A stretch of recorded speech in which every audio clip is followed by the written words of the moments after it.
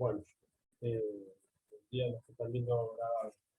Bueno, hoy vamos a seguir con la unidad 6, que es la parte termodinámica. Habíamos visto todo lo que es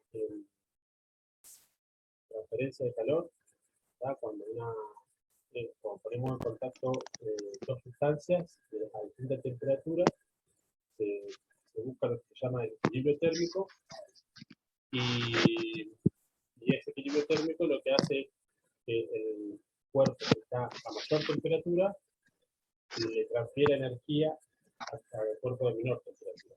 Esa transferencia de energía del cuerpo a mayor temperatura al de menor temperatura es lo que llamamos calor, la transmisión de energía.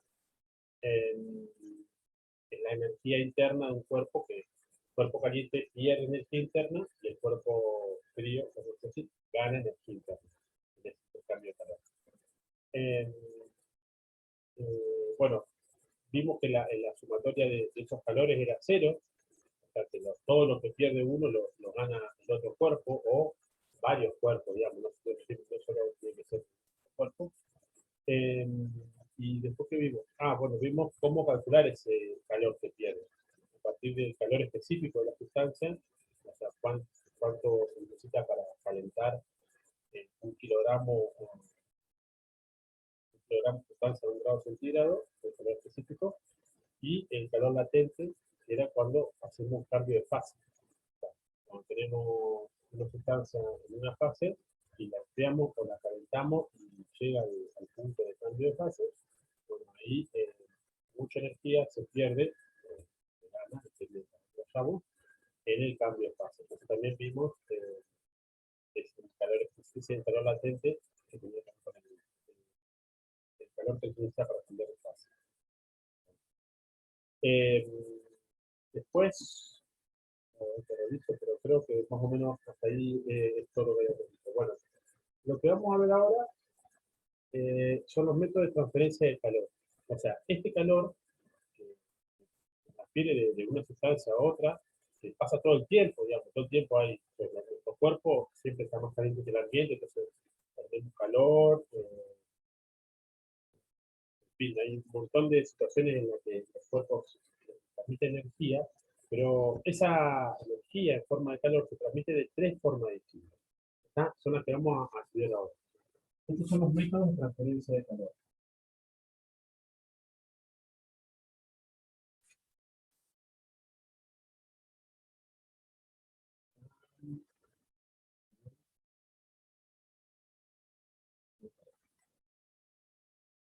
Como les dije, son 3 métodos. La conducción, la convección y la radiación. Ustedes ya lo hayan escuchado nombrar, eh, podemos estar familiarizados más o menos con uno con otro, pero son esos 3 métodos, de nuevo la forma en que se transmite calor entre 2 cuerpos de temperatura. Bueno, primero, convección.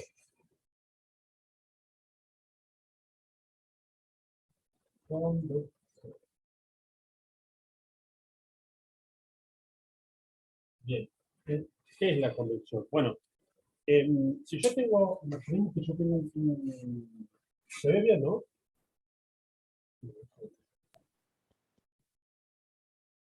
Yo tengo una barrita de metal acá y le pongo fuego de un lado. O sea, le empiezo a calentar bueno, esto incluso en los años,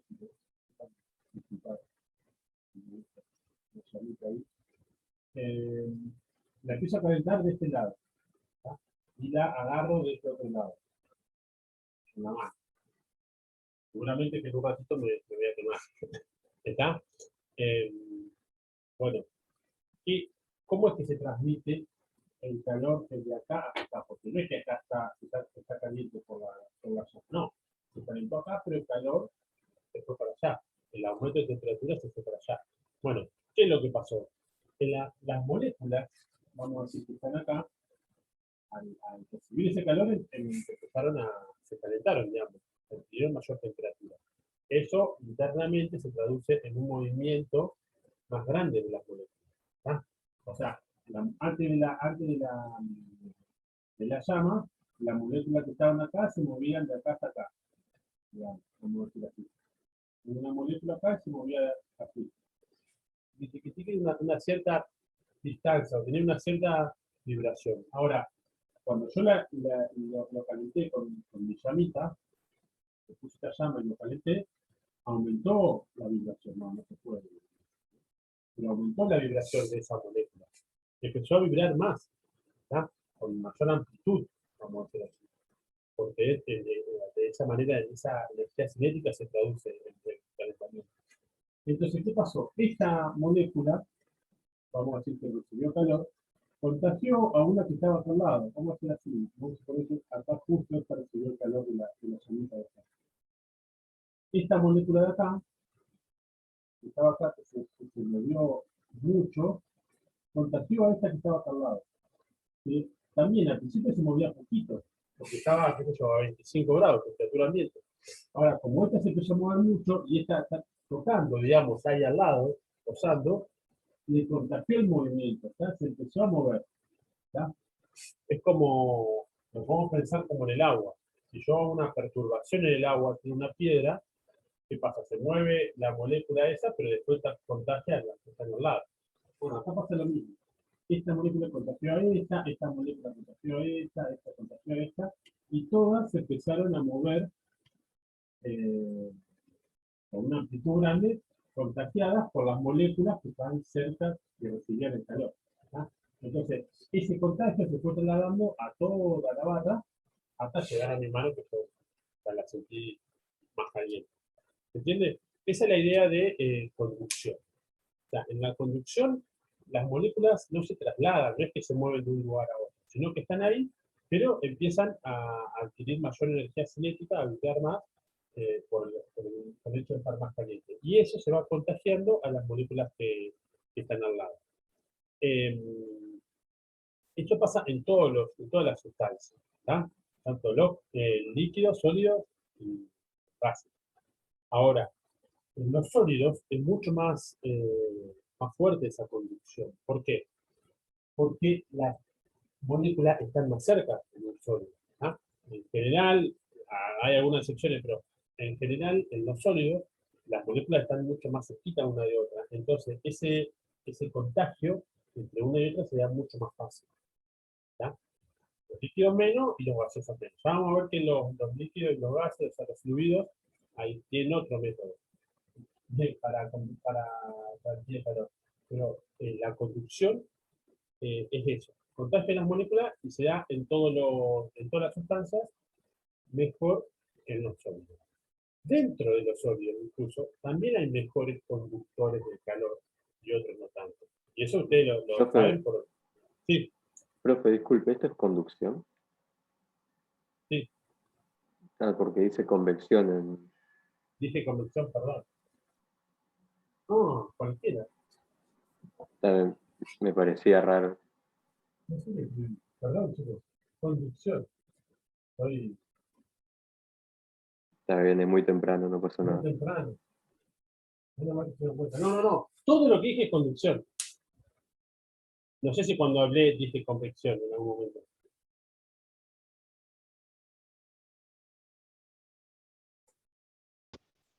Bueno, todo lo que dije es conducción. ¿Está?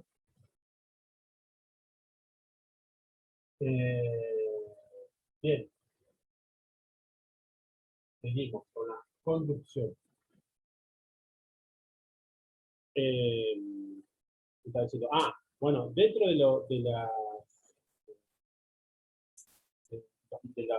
sólidos, sustancias sólidas, hay algunos que son mejores conductores y otros que son peores conductores. Y por eso yo le decía que ustedes eso, o todas, lo conocemos de la vida cotidiana. O sea, cuando seguramente ustedes saben que un pedazo de madera es un peor conductor de calor que un pedazo de hierro. O sea, o el plástico es peor conductor que el metal. Por eso la manija por ahí de la olla lo hacen de plástico o de madera para que no me queme cuando yo la agarro. ¿Tá? O el mango de un objeto, por ejemplo, lo que hace para hacer el asado muchas veces es de madera, también para que se lo con el fuego, esa conducción que va a través del material nos llegue a la mano. ¿Tá? Eso porque, bueno, eso también por la estructura interna, estructura molecular que tienen los distintos sólidos. En los metales tenemos los electrones más libres, digamos, lo habrán visto de química, están más libres, pueden jugar más electrones, pasarse de un átomo a otro, entonces el movimiento de la molécula es más fácil que se contagie. En cambio, por ahí, en otras estructuras, como la madera, el plástico, qué sé yo, las moléculas están o más separadas o más unidas a sí mismas, entonces ese contagio que existe, se da, esa conducción, se hace, pero en menor medida en relación al metal. ¿Tá? Bueno, eh, para calcular, se puede calcular cómo o cuánto calor se transfiere a través de la convección. Pensemos, si ya tenemos acá la varilla, pensemos en esta varilla, digamos así. Que tenemos el área de esta varilla, está el área de la varilla y una cierta longitud. Acá, de este lado de la varilla, vamos a poner que tenemos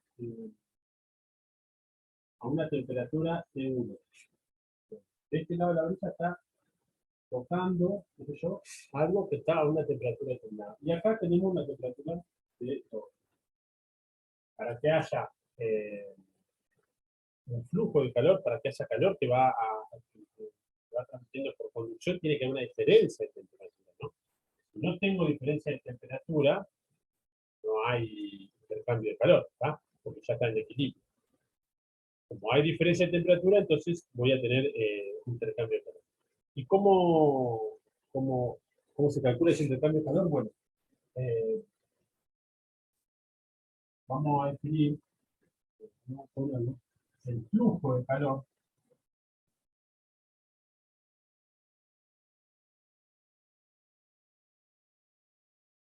Flujo de calor, vamos a ver cómo U dividido delta T. ¿Tá? Es la cantidad de calor dividido el tiempo. A eso, después lo vamos a llamar H. ¿Tá? Esto es el flujo de calor. Este sería el H de conducción, en este caso. Pero todos los flujos de calor lo vamos a ver como H. Lo vamos a usar sobre todo después, la semana que viene, en la clase de la semana que viene. Pero bueno, ese flujo de calor de conducción, para la conducción, abajo, el H de conducción, se calcula como el calor dividido el tiempo, ¿a qué va a ser igual? A 1. Si tenemos esto, fíjense, cuanto mayor sea el área, más grande va a ser el intercambio de calor. Cuanto mayor sea la diferencia de temperatura, también va a ser más grande el intercambio de calor. Empezando la fórmula. Cuanto más largo sea esto, cuanto más distancia haya entre los dos puntos, va a ser menor el intercambio de calor. Si es menor, va para abajo. Y después hay un valor que es una constante, que es la constante de conductividad térmica, en rojo.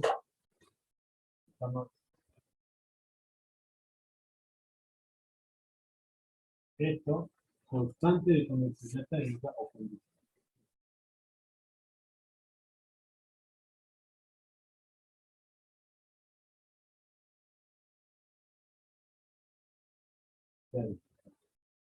Esa constante de conductividad térmica depende del material. O sea, además de depender obviamente del área, porque cuanto más área, más calor va a pasar, de la longitud y la diferencia de temperatura, obviamente depende de qué material sea. Como dijimos hoy, en un metal va a ser más grande que en una madera o un plástico. Entonces, cada material tiene distinta conductividad térmica. ¿tá? Por ejemplo, bueno, como yo decía, los metales tienen una conductividad alta en relación, por ejemplo, a la madera dentro de los sólidos. Pero, por ejemplo, el agua y el aire también tienen una constante conductividad térmica. Por ejemplo, el aire, como cualquier gas, es muy baja esa conductividad térmica. Entonces, muchas veces se usa el aire como aislante térmico. El aire en sí, o sea, así solo no se puede usar porque, a ver, se mueve el aire. Pero, por ejemplo, el tergopol, porque es un buen aislante térmico, el tergopol o la espuma de poliuretano, esa que se infla, porque tiene aire adentro. Y ese aire está atrapado, no se puede mover. Entonces, ese aire ahí atrapado hace de aislante térmico. Lo mismo pasa en los animales con los pelos. Los pelos de los animales hacen una capa que atrapan el aire, ese aire no se mueve o se mueve muy poco, no se escapa de los pelos, tanto como si lo tuviera. Entonces eso hace de aislante térmico. Por eso los animales que tienen mucho pelo, más del pelo en sí ser aislante, lo que hace es crear esa capa de pelo. Eh, Incluso una de las formas de aumentar la aislación térmica cuando hace frío, y que los animales como una palabra, es como que erizan los pelos, no erizar tipo gato que lo pone así, pero aumenta como el volumen de los pelos para que haya más aire y sea más el aislante. ¿Ya? Entonces, bueno, esta es la forma de la conducción de la conducción térmica. Fíjense, la conducción térmica, no les dije, pero si hablamos de las unidades, bueno, de nuevo, esto es el área. Vamos acá, esto N es la longitud y esto es la diferencia de temperatura. Se lo quieren anotar como para tener. Las unidades, la conducción térmica, el flujo de calor, H es, como dijimos, Q dividido delta T, ¿qué unidades va a tener? Y Joule dividido segundo, porque tenemos calor, que es Joule, energía, y segundo. Fíjense que se acuerdan que Joule sobre segundo era Watt. Este flujo de energía se puede decir que se mide en watts. En general, no se habla tanto, bueno, a veces sí se lo pone como en watts, pero se habla más de joule sobre segundo, porque esta idea de calor dividido en tiempo. En watts, digamos, lo mismo, pero por ahí se lo usa más como joule sobre segundo y no como watts. Bueno, y después, la unidad de la constante, fíjense que la podemos sacar acá. ¿Qué nos tiene que dar? Joule sobre segundo. Eso es lo que nos tiene que quedar. Y después tenemos que dividirlo. Tiene que ser el área, abajo, metro cuadrado, el metro arriba y el delta T abajo. ¿Qué le estoy diciendo de esto? Que si yo multiplico esto por el área, por un área, se me van a ir los metros cuadrados. Si lo multiplico por el delta T, se me van a ir el grado centígrado. Y si lo multiplico arriba por el metro, se me van a ir esta delta. ¿Entiende cómo el mecanismo como para ver cuáles son las unidades? Digo, para verlo fácilmente cuáles son las unidades.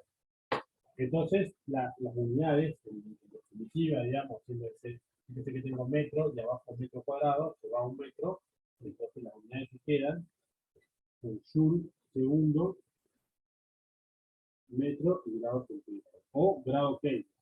¿Ah? Es también puede ser, pero no grado Kelvin, Kelvin. También puede ser Kelvin. ¿Por qué? Porque es un delta T. ¿Se acuerdan que hablamos? Que cuando yo digo delta T, el delta T en grados centígrados es igual al delta T en grados Kelvin, porque los escaloncitos de estas dos escalas de temperatura son iguales. Entonces un delta, una diferencia, uno menos el otro, es igual a una escala que el otro, aunque no sean iguales en el valor. Bien, entonces estas son las unidades de la constante de conductividad térmica y bueno, las unidades del flujo de calor. Bueno, hasta ahí estamos con la conducción. Ahora sí, convección.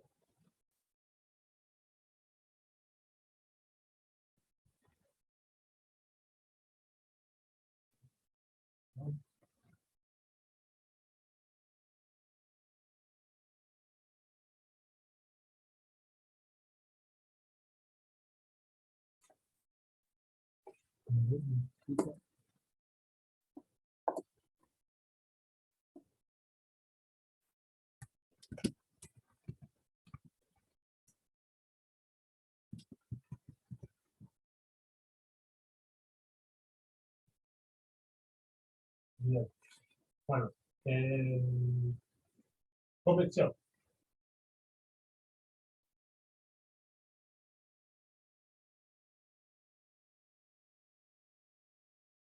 Ahora sí. Bueno, ¿qué es la convección?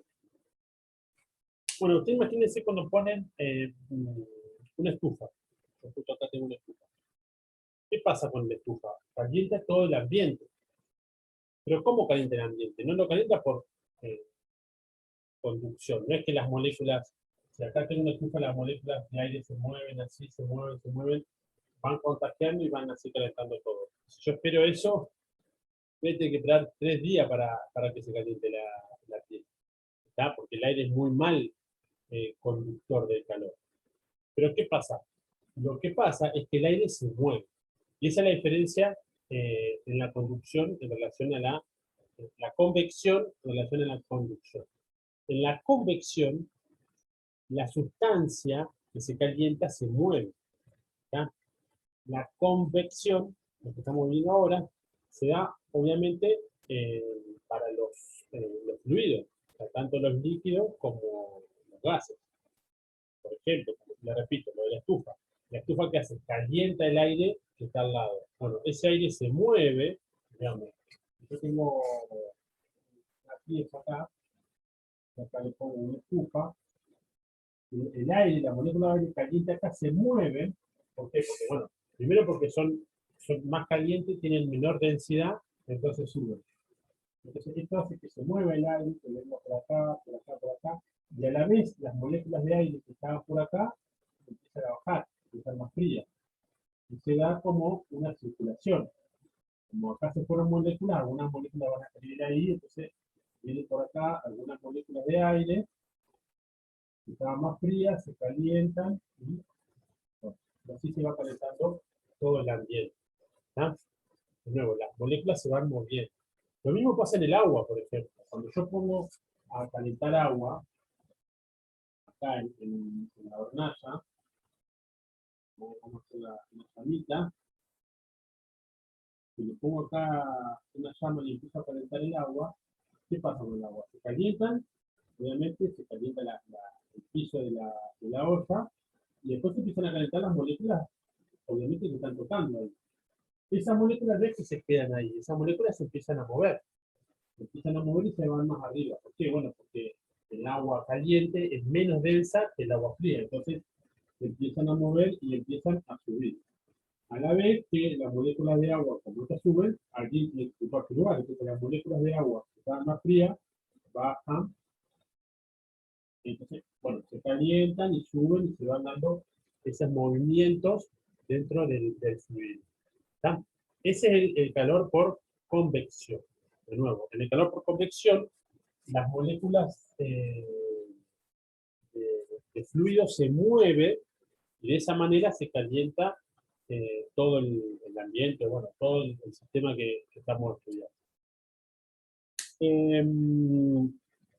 Si yo le quiero poner una ecuación a la convección, es más complicada porque depende de un montón de cosas, depende de la sustancia, depende de las condiciones, si hay, por ejemplo, en el aire si hay viento, si no hay viento, si la presión y demás.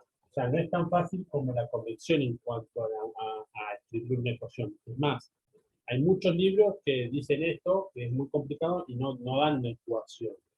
Eh, Igual hay algunas experiencias o hay algunas ecuaciones empíricas que se llaman, que se hacen a partir de ir probando observaciones, y se puede llegar o se puede decir que la conducción, como lo marca, o sea, el flujo de calor por convección, ¿cómo se dice? Por convección, que es el calor dividido en tiempo, lo mismo, ¿está? Ahora solamente que es por convección, se puede calcular como una constante de convección por el área que tengo de intercambio de calor por el delta T. ¿Está? El área es, por ejemplo, en este caso tengo, en el caso de la olla, es todo este área que está intercambiando calor. Obviamente, cuando mayor sea el área, mayor va a ser el intercambio de calor. En la estufa, por ejemplo, si yo caliento toda esta chapa de metal de la estufa, bueno, toda esa chapa de metal va a ser lo que está intercambiando calor. Todo el área de esa chapa de metal va a ser lo que está intercambiando calor. ¿Se entiende? Y esta constante, se llama constante de convección,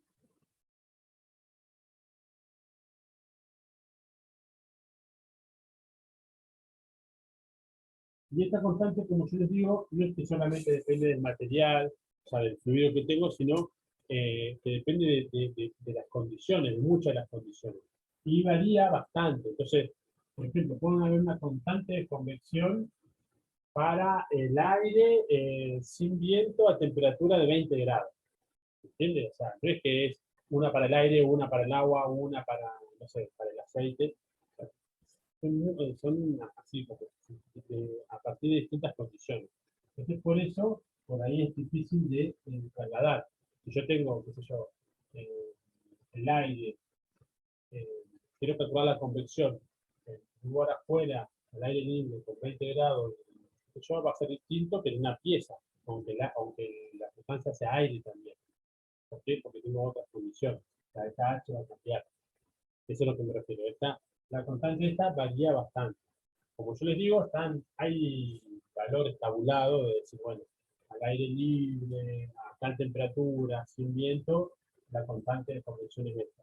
Cuando hay un viento de tanta velocidad al aire libre, presión atmosférica normal y tanta temperatura, es otra. ¿Está? Bien, eso en cuanto a la convección. Y el último que nos queda, de los tres métodos de transferencia de calor, es la radiación.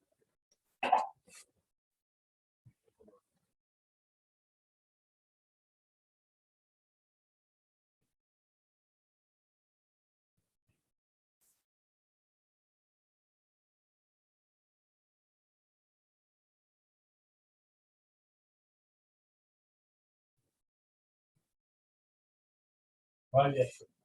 Bien, ¿qué es la radiación? ¿O cómo, eh, cuándo se da la radiación? Bueno, ustedes, o sea, todos experimentamos la radiación constantemente. Eh, Tiene que ver con las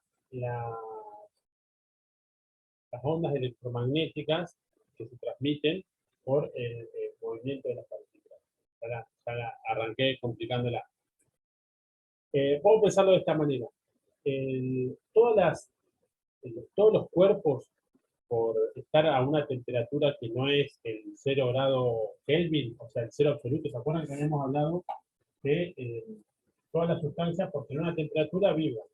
Cuanto menos temperaturas tengan, van a vibrar menos. Y cuando llegan al 0 Kelvin, ¿se acuerdan que dijimos que es el momento en que el cero absoluto, porque es el momento en que las partículas dejaban de vibrar? Salvo en ese caso, en todas las otras temperaturas, o sea, todos los objetos que tenemos alrededor, que no están a 0 Kelvin, las moléculas que están adentro vibran. Bueno, esas vibraciones generan lo que se llaman ondas electromagnéticas, porque tenemos átomos, tenemos protones, electrones, que tienen carga eléctrica y que se están moviendo. Entonces, eso ya lo vamos a ver después, digamos, pero esos movimientos de los electrones y los átomos generan lo que se llaman ondas electromagnéticas. Las ondas electromagnéticas son un montón, o sea, hay ondas, por ejemplo, la luz es una onda electromagnética, el celular para conectarse usa onda electromagnética, el Wi-Fi, la radio, son ondas electromagnéticas que se transmiten por el aire, la televisión, o sea, estamos rodeados de ondas electromagnéticas. O sea, todo genera ondas electromagnéticas. Después tenemos distintos receptores de las ondas. Por ejemplo, los ojos pueden decodificar, denominadas ondas electromagnéticas, que son lo que ven. La radio le llega las ondas electromagnéticas de radio y así. Entonces, ¿qué tiene que ver todo esto con la transmisión de calor? Bueno, hay un rango de ondas electromagnéticas que transmiten esa energía de forma de calor. El Sol, por ejemplo, que tenemos, llegan a la Tierra, digamos, toda la energía del Sol llega a través de ondas electromagnéticas.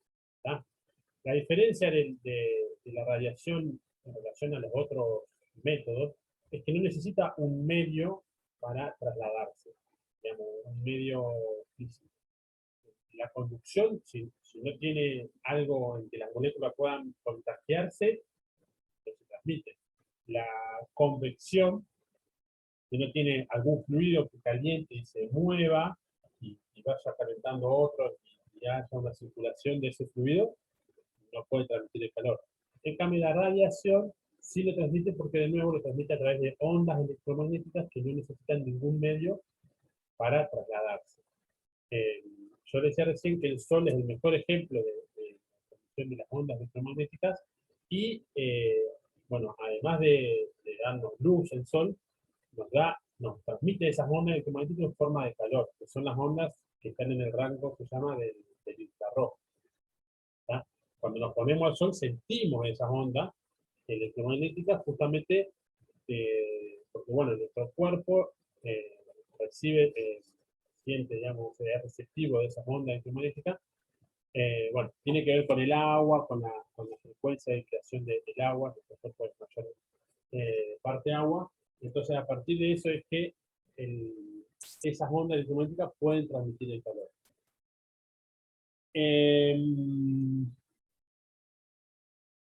Bien, ¿qué más le tengo que decir?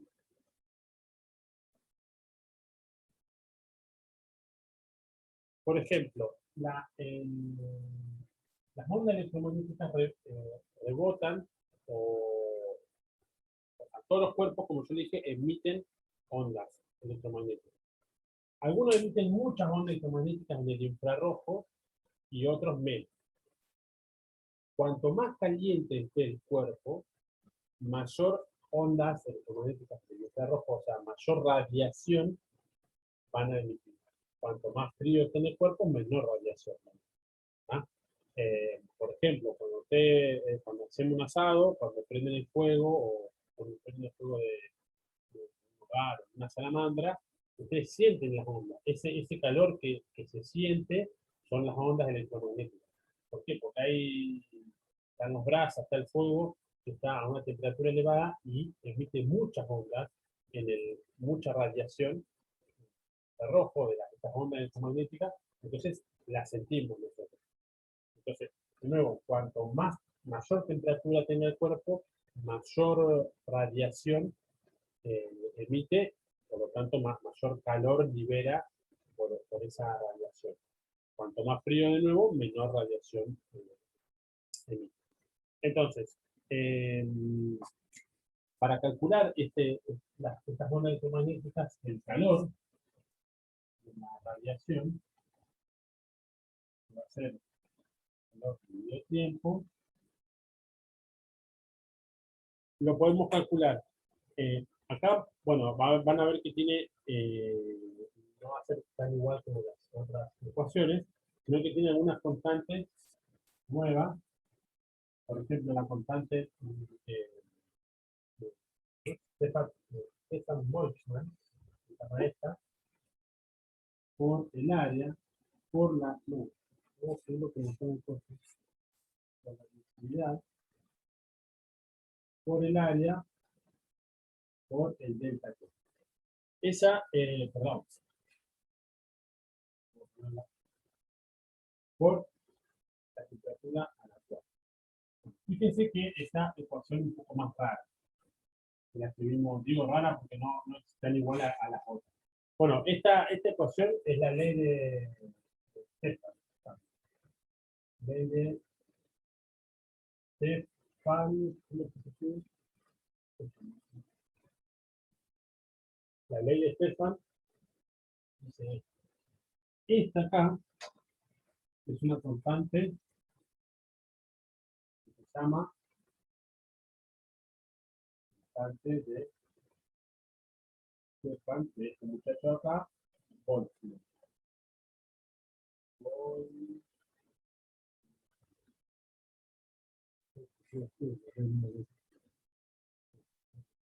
Esta constante de Boltzmann es una constante, es como pi o como g, es una constante que ya está definida, digamos, tiene un valor determinado. ¿No? Ese valor es 6,57, no, 5,67 por 10 a la 8, y es watt dividido metro cuadrado dividido Kelvin o grados centígrados a la cuarta. Vamos haciendo mejor. Para que entre bien, para que se vea bien. Tanto de esta forma es 5,67 por 10 a la 8 watt dividido metro cuadrado Kelvin a la cuarta. Kelvin o grados centígrados. Perdón, acá no es lo mismo, acá es Kelvin, porque esta temperatura tiene que estar en Kelvin. Fíjense que acá es temperatura, no es delta T. Entonces acá es distinto decir 10 grados centígrados que decir 283 Kelvin. ¿Ah? Entonces esto es Kelvin en la cuarta. Bien, esa es esta constante. Es una constante, como yo les digo, como puede ser pi o como puede ser t. Después, este valor acá es la emisividad. Esto depende de cada cuerpo, de cada superficie, digamos, como de la sustancia del cuerpo. Los cuerpos que son más oscuros emiten mayor radiación en general que los cuerpos más claros. Eh, esta constante de emisividad,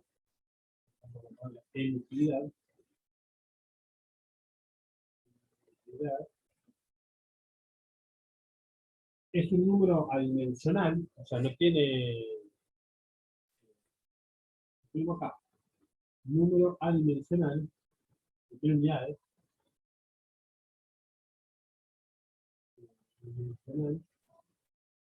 y está entre 0 y 1. ¿Está? O siempre es mayor a 0 o mayor igual a 0 y menor o igual a 1. ¿Está? Y quiere decir, bueno, que está entre 0 y 1. Cuando es 1, tiene la mayor emisividad, o sea, emite el máximo de emisión. Cuando es 0, no emite casi nada. Perdón, cuando es 0 no emite nada. En general no hay uno que sea 1 y uno que sea 0, sino que están muy cerca de 1 o muy cerca de 0. Por ejemplo, las superficies que son brillantes, como son el papel metálico, esas cosas, tienen emisividad muy baja, está muy cercana al 0. Entonces, por ejemplo, vieron que ustedes muchas veces, como aislante, tienen una capa de aluminio que se le pone. Entonces, por ejemplo, los que son esos aislantes de piso, tienen como una goma de espuma y una capa de aluminio. Bueno, esa capa de aluminio tiene que ver con esto, con tratar de evitar la emisividad, o sea, para que no pase la radiación, por ejemplo, de algo caliente contra algo frío. O, bueno, los termos de agua también tienen la capa que cubre, que son de vidrio, digamos, o ya tienen algún recubrimiento de algo que tenga un color brillante para evitar esa transferencia de calor por radiación. ¿Está?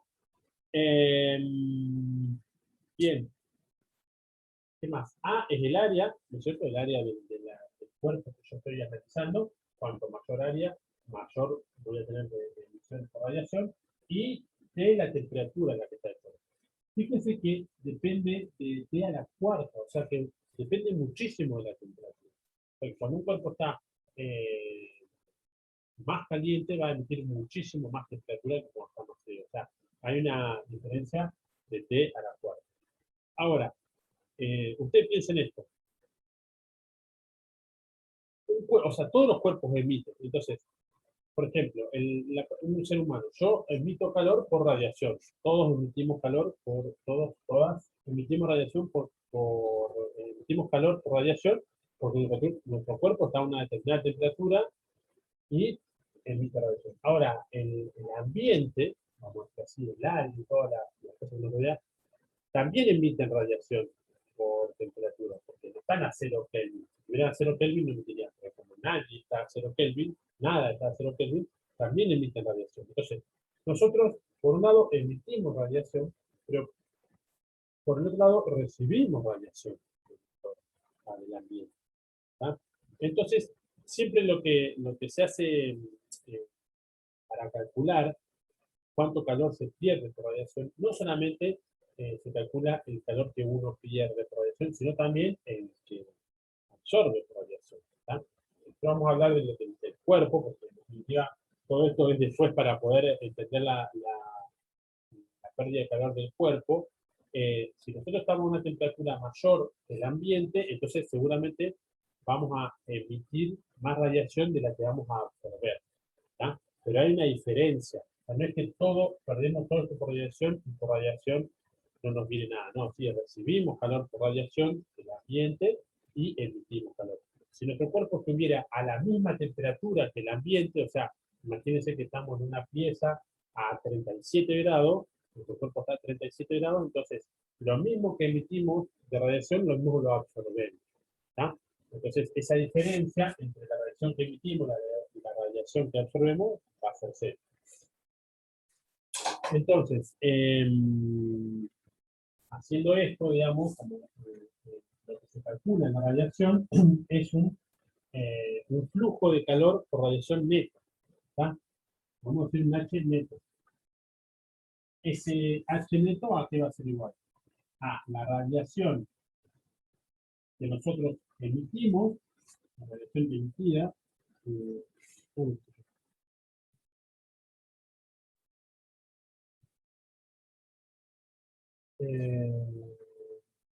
la radiación del cuerpo,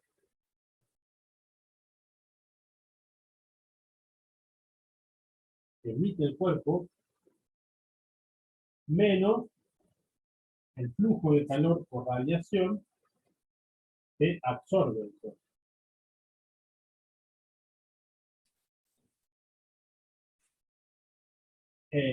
No, también que absorbe el cuerpo. ¿Entiendes? Entonces, esta diferencia entre lo que emitimos y lo que absorbemos va a ser el flujo neto de radiación del cuerpo. Bien. Entonces, esto, si lo ponemos en la ecuación, ¿cómo nos queda? D, E, A, por E a la cuarta, esta es la temperatura del cuerpo, ¿tá? Temperatura C, vamos a poner temperatura del cuerpo que estamos analizando, que puede ser el cuerpo humano,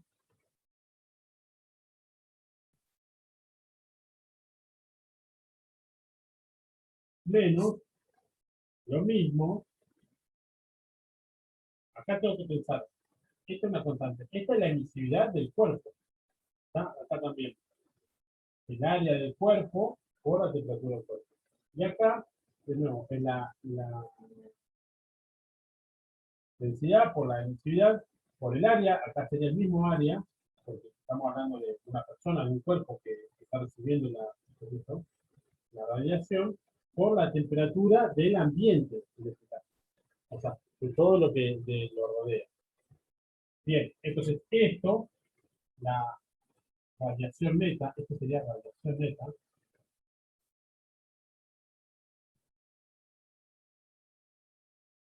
el flujo de calor, H el flujo de calor por radiación neta. Fíjese que si yo saco factor común, de todo esto queda la fusión con el área por la diferencia de las temperaturas. Temperatura a la cuarta del cuerpo menos temperatura a la cuarta del ambiente. ¿Está? Esta es la temperatura del ambiente.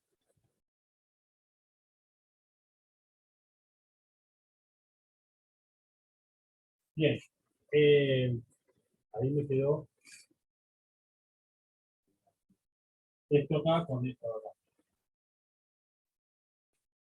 ¿Está? Fíjense que no es temperatura menos temperatura toda la cuarta. No es que esto, hago esto menos esto y le llevo a la cuarta. No. Es esto a la cuarta menos lo otro a la cuarta. ¿Está?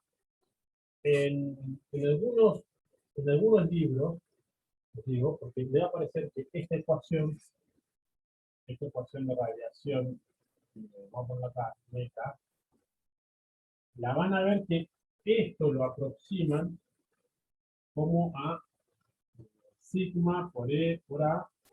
Esta diferencia hace la temperatura del cuerpo al cubo por delta T. Hacen una cosa así.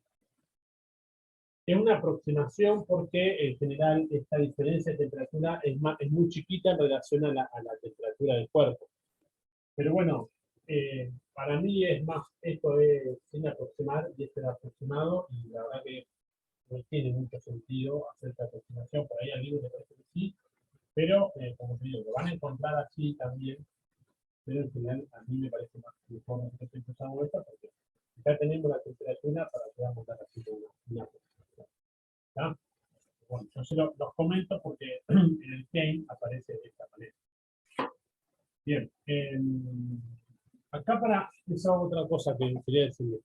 En la bibliografía de los métodos de transferencia de calor, yo subí dos apuntes. Por un lado, el Wilson, que es el que usamos como base en general, y también subí el del, perdón, el del Kane. Por ahí el del Kane porque lo vamos a usar para sobre todo para la parte de la semana que viene, y, por ejemplo, este flujo de calor que lo llama H, el Wilson no lo llama H, pero el Kane sí. ¿Está? Entonces, por eso, tengan en cuenta esa nomenclatura. Y ustedes van a ver que en uno o otro libro, por ahí hay cosas que no son iguales, obviamente, como los libros en cuanto a la nomenclatura o, bueno, en cuanto a cómo explican una cosa y otra, pero está bueno que tengan los dos materiales. Bien. Bueno, hasta acá creo que no me olvido nada. Bueno, hasta acá son los métodos de transferencia de calor. O sea, ese calor que dijimos que se transfiere de dos sustancias que tienen distinta temperatura, se dan a partir de estos tres métodos. Conducción, acuérdense que es el contagio de las moléculas, una va a la otra, las moléculas no se mueven. Convección, ahí sí se dan los fluidos, las moléculas se mueven, se trasladan, digamos, de un lugar a otro. Y radiación, ¿ah? Que tiene que ver con la radiación electromagnética del infrarrojo, con la emisividad de los cuerpos, y bueno, cada una de las tres formas de conducción de calor tiene su ecuación como para poder calcularla en un momento cuánto va. Bien, ¿alguna duda de esto hasta acá?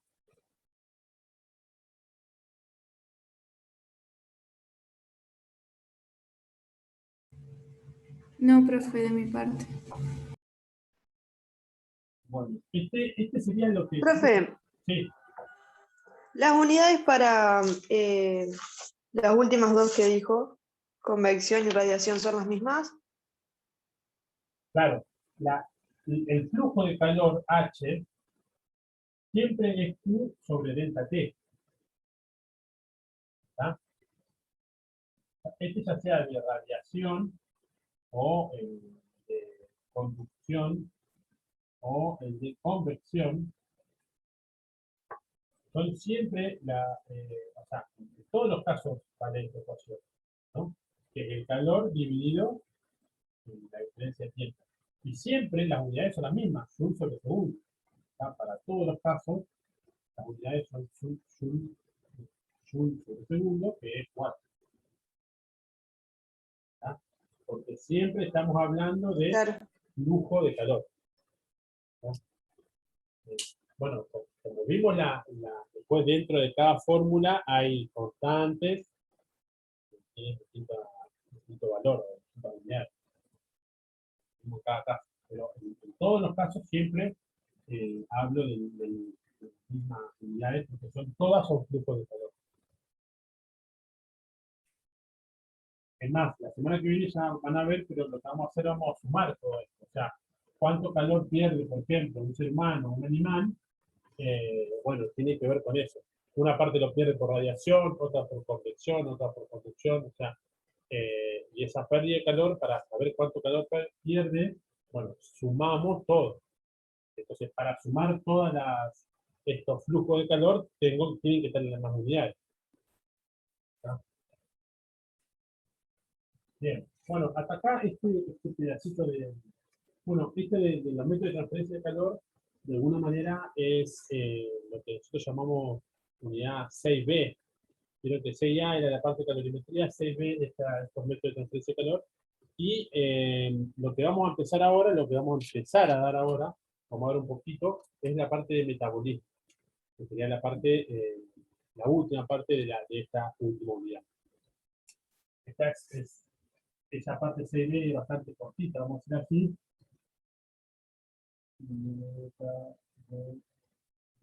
Y esta es también un poco más larga. Bueno, acá cuando hablamos de metabolismo, lo que vamos a hacer, vamos a estudiar como el balance de energía entre lo que el cuerpo humano produce y lo que gasta. En general vamos a hablar del cuerpo humano o vamos a hablar de otro animal, bueno, por ahí como ya van a ver, de sangre caliente, digamos, porque estamos hablando de mantener la temperatura corporal y demás. ¿Tá? Todo lo que hablamos, que en general hablamos para el ser humano, se puede aplicar a cualquier otro mamífero de sangre caliente. ¿Tá? Bueno, como yo les digo, vamos a estudiar o a ver este balance entre la energía que producimos y la energía que gastamos. O sea, cómo la producimos y cómo la gastamos y en qué la gastamos. Bueno, primero, la producción de energía, o cómo producimos energía.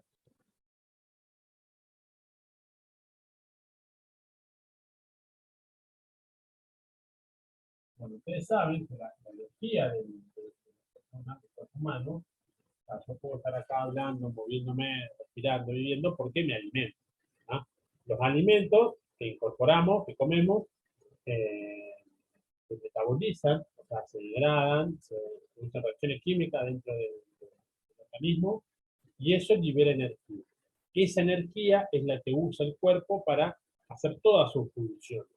¿Tá? Desde respirar, hacer circular la sangre, pensar, hasta mover los músculos del cuerpo para poder moverse, trasladarse, escanear y hablar.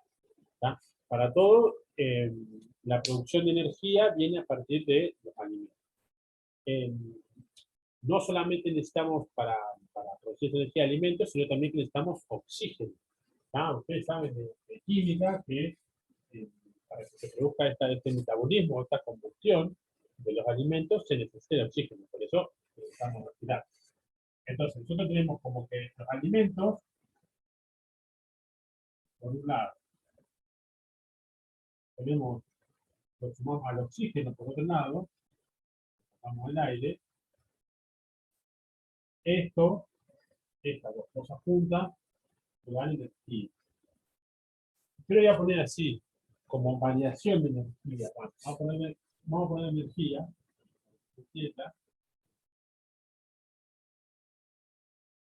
pero lo que a mí me interesa es que los alimentos más el glucosa me da una variación de energía interna. ¿Se acuerdan que esto era energía interna?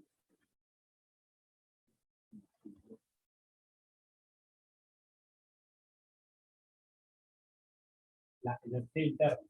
¿Se acuerdan que hablamos de que los cuerpos tienen energía interna debido a las moléculas? Entonces, cuando yo metabolizo los alimentos, cuando mi cuerpo metaboliza los alimentos, se produce energía, entonces se produce un cambio de la energía interna. Entonces, aumento de energía interna. ¿Está? Porque estoy metabolizando. Después eso se va a gastar en otras cosas. Pero mientras Cuando yo estoy metabolizando, estoy aumentando mi energía interna. Esa es la forma que tenemos de, como yo les digo, de producir energía. Entonces, los alimentos para saber cómo, para poder calcular esa energía que producimos, los alimentos en general, lo que vamos a ver es que, bueno, nosotros consumimos un montón de alimentos distintos, pero en general para la energía son tres tipos de alimentos básicos que se metabolizan en el cuerpo. Que son por un lado los hidratos de carbono,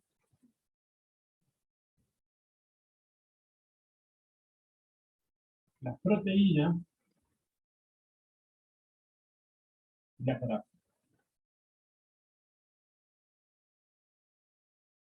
Estos son básicamente los tres alimentos que se queman en el organismo para producir energía.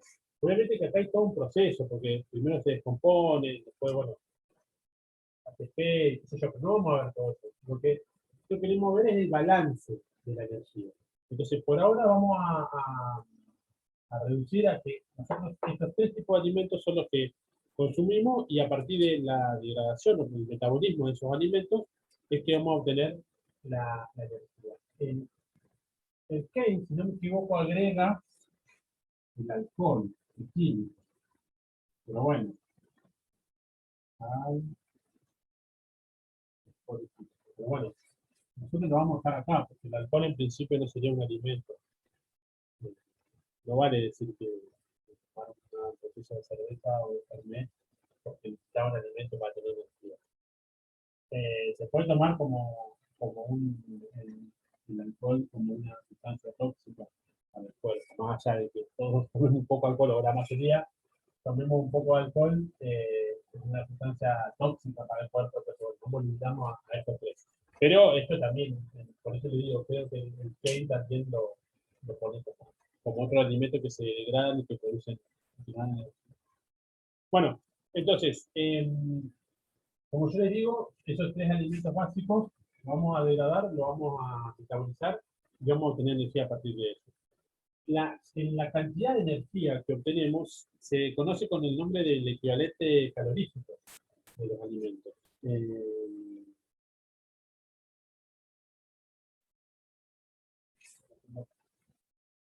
¿Cómo les digo? Contenido energético de los alimentos.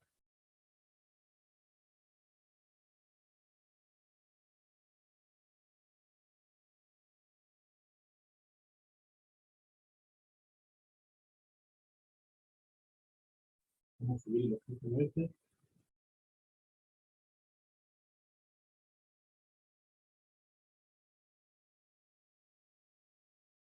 Bueno, ustedes, por ejemplo, agarran un paquete, no sé, lo van a comer un alfajor, agarran el alfajor y pueden ver cuántas calorías. Generalmente los alimentos, la capacidad o el contenido energético los miden en calorías y pueden ver cuántas calorías tiene ese alfajor. Entonces, bueno, ahí ya tienen directamente el contenido energético. Pero bueno, si ustedes quieren calcular el contenido energético de algo, o lo que hacen básicamente para calcular, para decir este alfajor tiene 150 kilocalorías, lo que hacen es ver qué cantidad de hidratos de carbono tiene,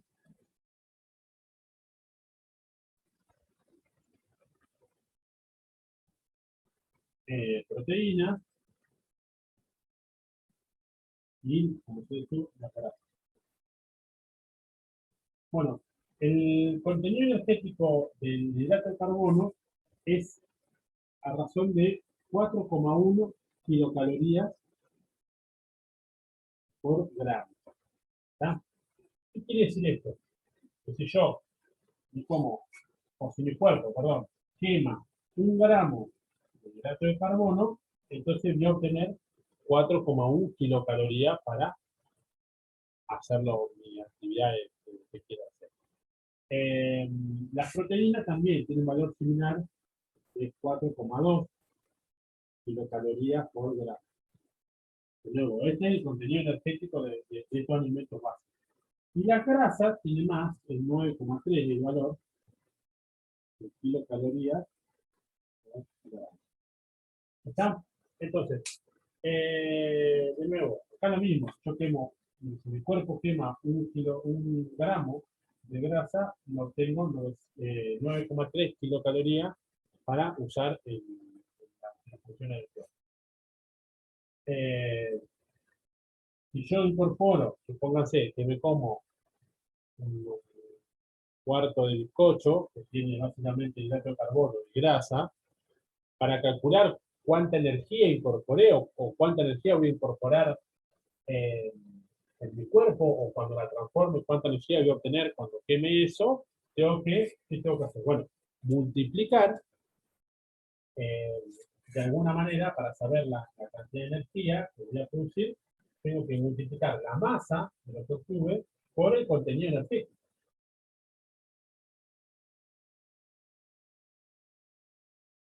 ¿Está? Multiplico, hago esa multiplicación, digamos, sencilla, entonces obviamente ahí voy a poder obtener cuánta energía incorporé, vamos a decir así, con ese alimento que consumí.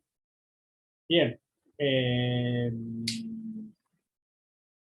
Después, ¿qué más? Eso en cuanto a los alimentos, pero también tengo el oxígeno, o sea, necesito saber cuál es el equivalente de oxígeno. Vamos.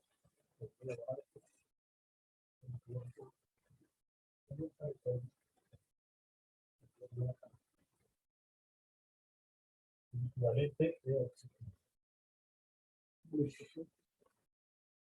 Equivalente para el oxígeno.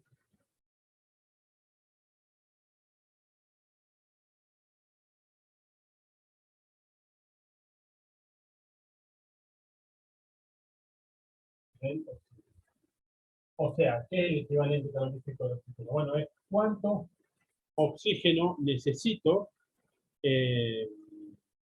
o al revés, cuánta energía se libera cuando consumo una cantidad determinada de oxígeno. Entonces, el equivalente calorífico del oxígeno tiene un valor determinado para cada alimento. Por ejemplo, si yo quiero combinar esto, voy a necesitar tantos litros, lo vamos a medir en volumen, de oxígeno.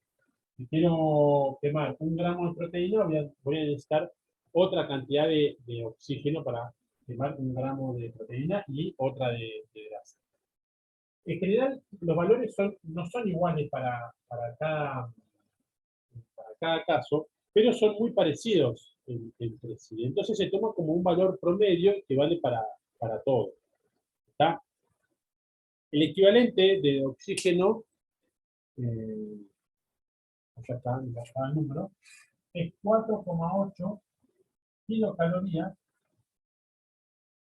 por litro de oxígeno. ¿Está?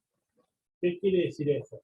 Que para obtener, si yo quemo, 1 litro de oxígeno, o sea, si yo respiro y saco 1 litro de oxígeno, eso me va a generar 4,8 kilocalorías. O sea, no solamente necesito el oxígeno, sino también que necesito, obviamente, los alimentos para generar.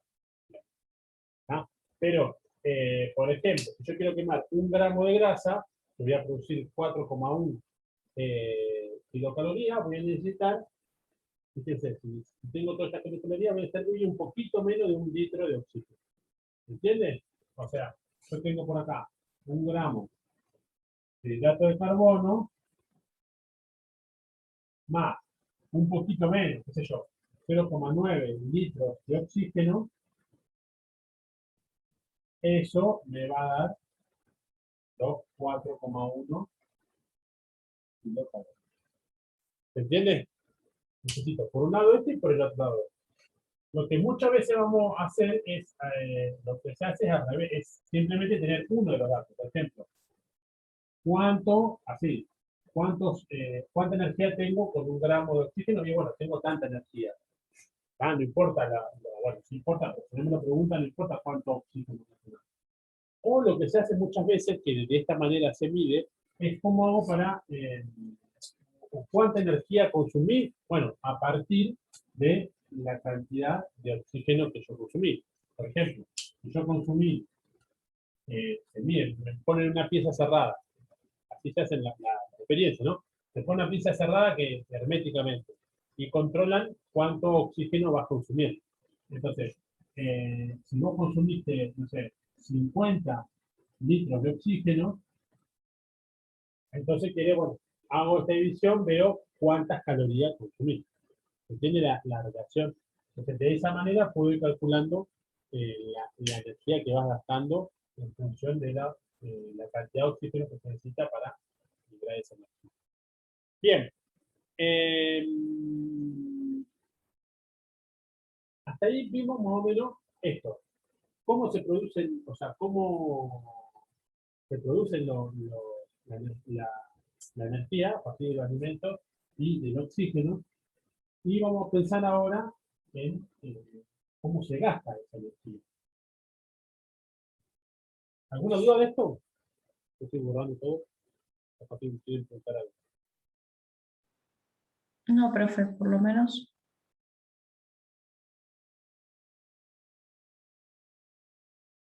Bueno, ¿cómo se gasta la energía? Bueno, todas las personas, todos nosotros, todas nosotras, cuando gastamos energía en todo momento. Cuando hacemos cualquier actividad estamos gastando energía.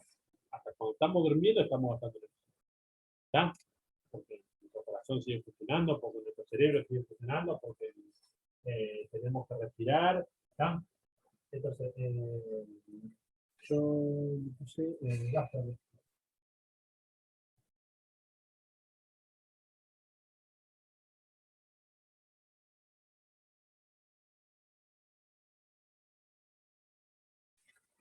Bien, entonces, esa energía que gastamos, incluso cuando dormimos, la gastamos básicamente en dos cosas. Por un lado, en el funcionamiento del cuerpo.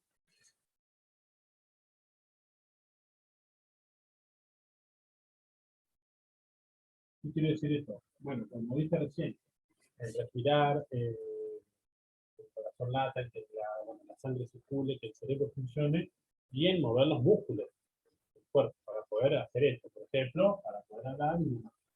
Esa sería la parte como más de funcional. Pero también se pierde mucha energía, o se gasta mucha energía, no se pierde, se gasta mucha energía en calor, en forma de calor.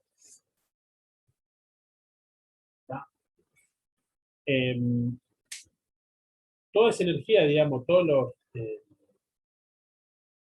perdón. Toda esa energía que se gasta, o sea, todas las actividades que hacemos, de mover los músculos, de ingerir los alimentos y demás, generan calor. Entonces, una parte de esa energía que se gasta se va en mover el músculo, por ejemplo, pero otra se va en calor, en forma de calor. ¿Está?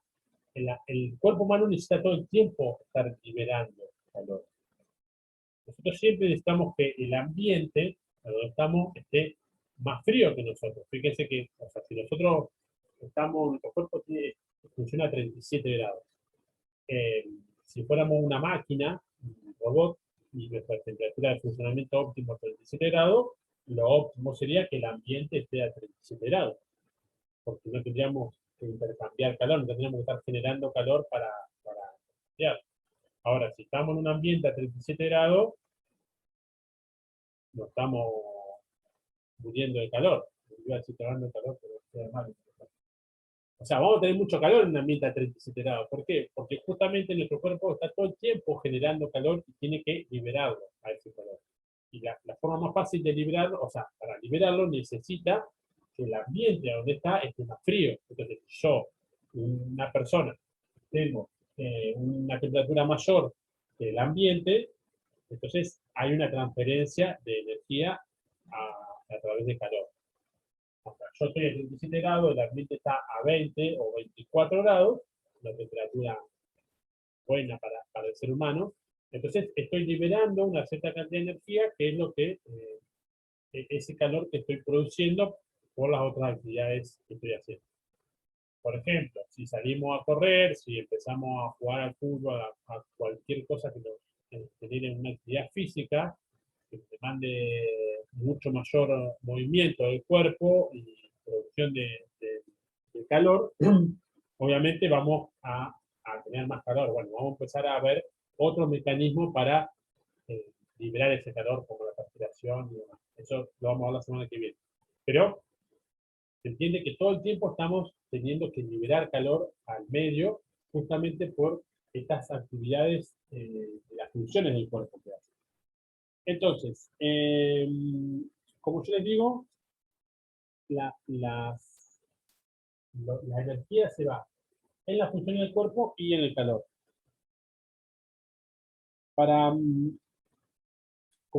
relacionar estas variables, digamos, nosotros habíamos visto los conceptos de calor, de relación de energía interna y de trabajo.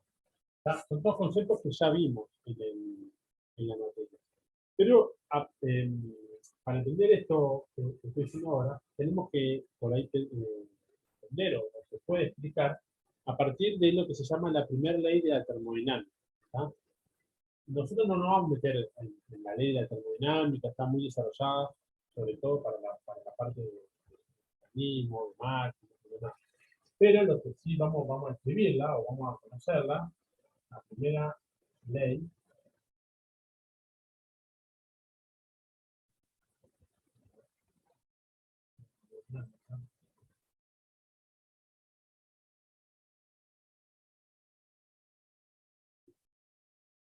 esa primera ley de la termodinámica relaciona los conceptos de energía interna, de trabajo y de calor.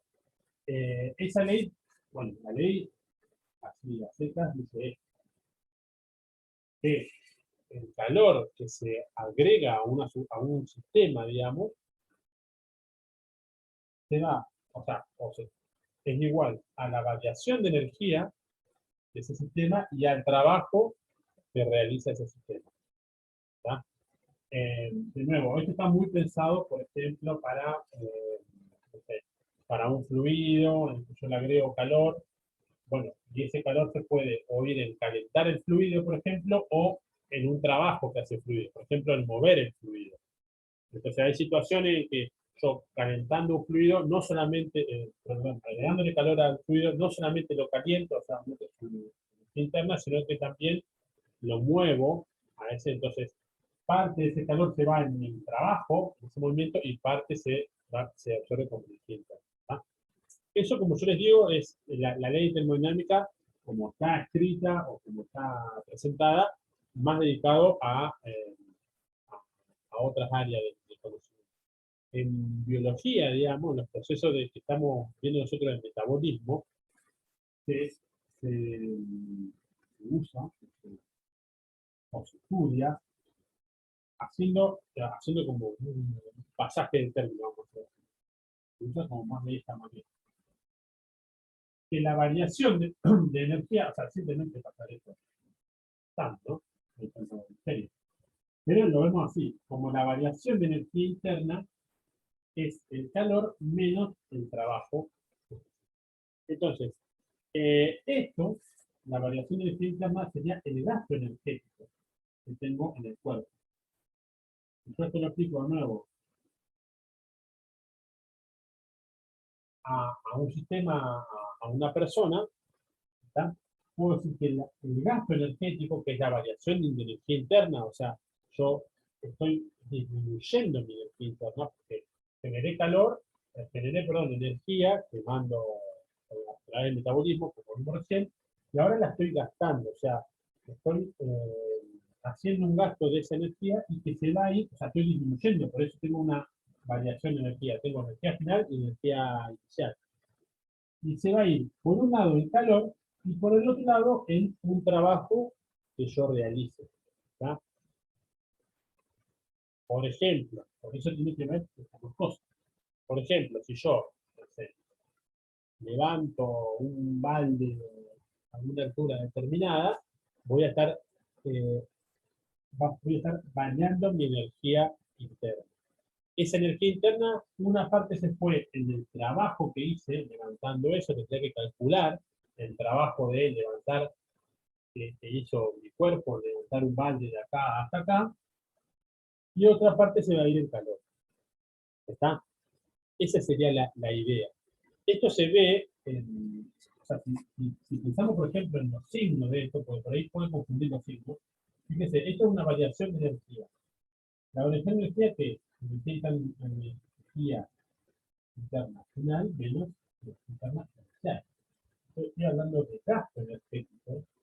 Esto entonces siempre, esta variación de energía va a ser siempre menor a cero. ¿Por qué? Porque la inicial va a ser más grande que la final.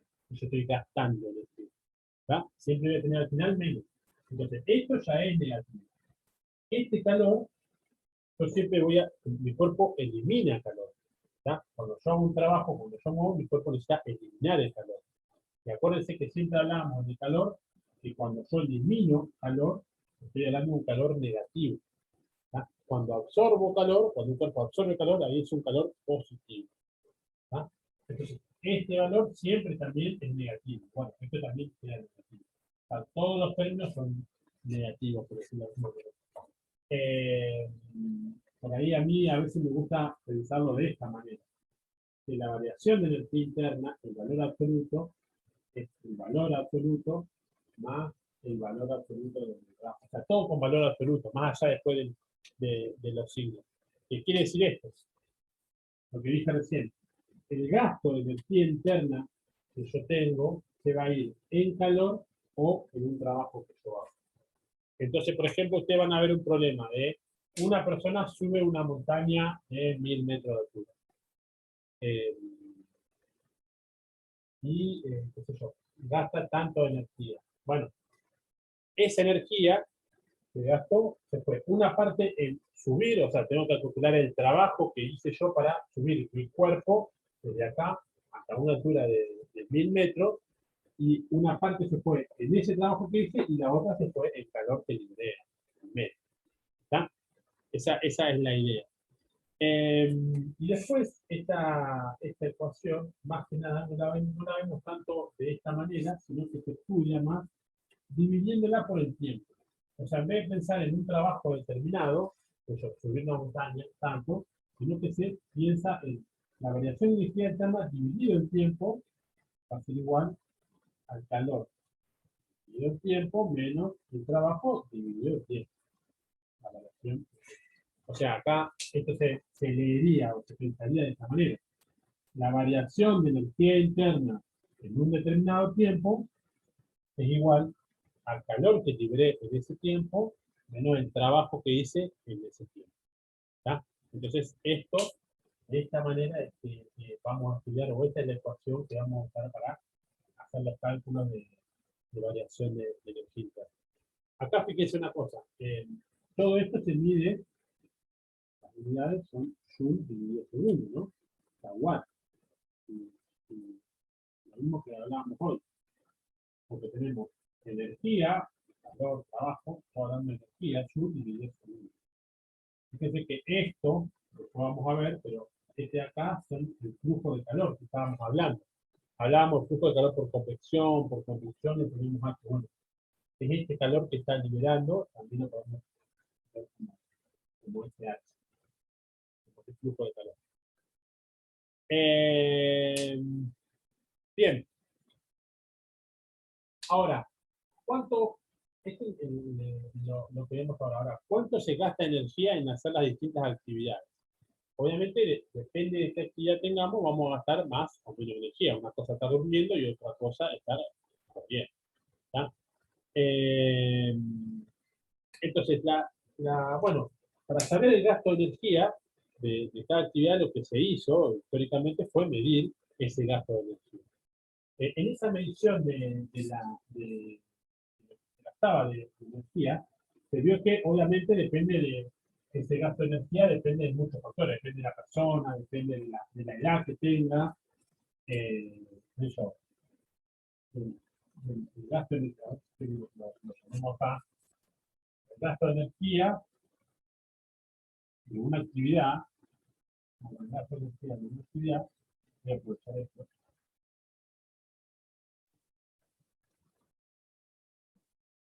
Va a depender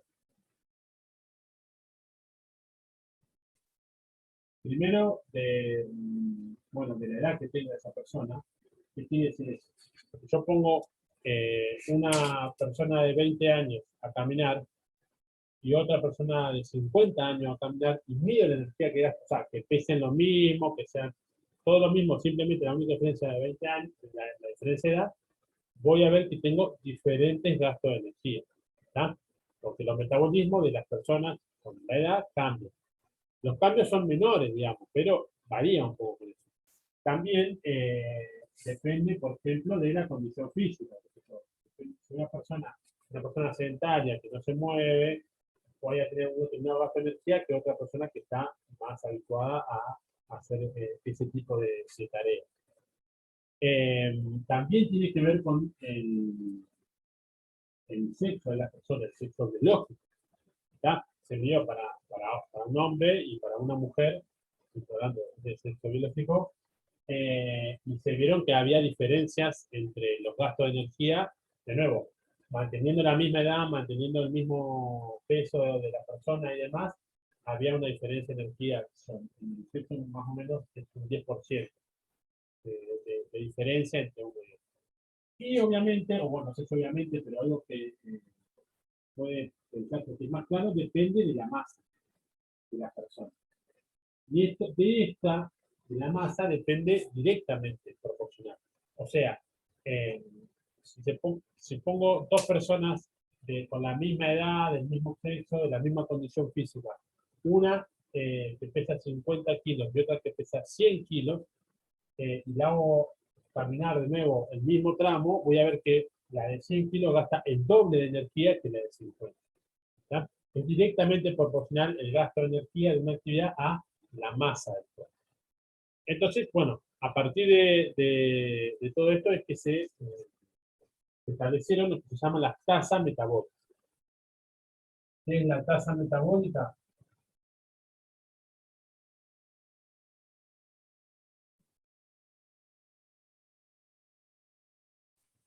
Bueno, la tasa metabólica es la cantidad de energía que se gasta una determinada actividad. Y eso se mide por unidad de tiempo y por unidad de masa. ¿Tá? Si lo anotamos, es cantidad de energía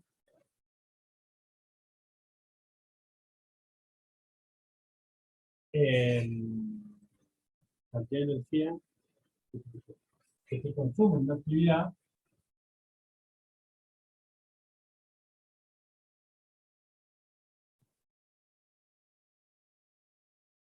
y esto es por unidad de masa o por unidad de tiempo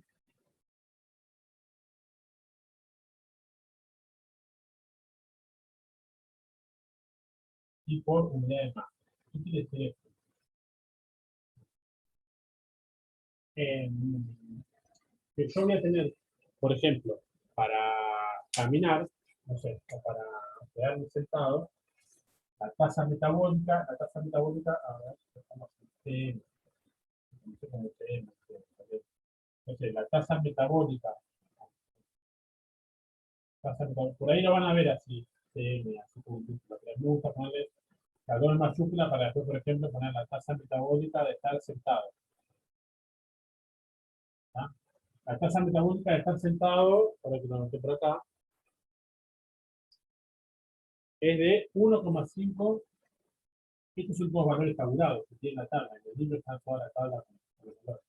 Watt por kilogramo. Así, este es el valor que aparece en la tabla. ¿Qué quiere decir esto? Esto es 1,5 joule por segundo, porque watt es joule por segundo, por kilogramo. Esto quiere decir que yo voy a gastar, o una persona va a gastar 1,5 joule por cada segundo que esté sentado y por cada kilogramo de peso que tenga su cuerpo. ¿Entiende? ¿Se entiende esa idea? Si yo tengo una persona de 100 kilos y voy a gastar 150 joules, porque el 1,5% sería 150 joules, por cada segundo que esté sentado. ¿Está? Eso mide la tasa metabólica. Yo tengo la tasa metabólica, acá noté un par. la tasa metabólica de andar en bicicleta, por ejemplo. Es de 7,6. 7,6 watts por kilogramo. ¿Qué quiere decir esto de nuevo? 7,6 joule por segundo por kilogramo.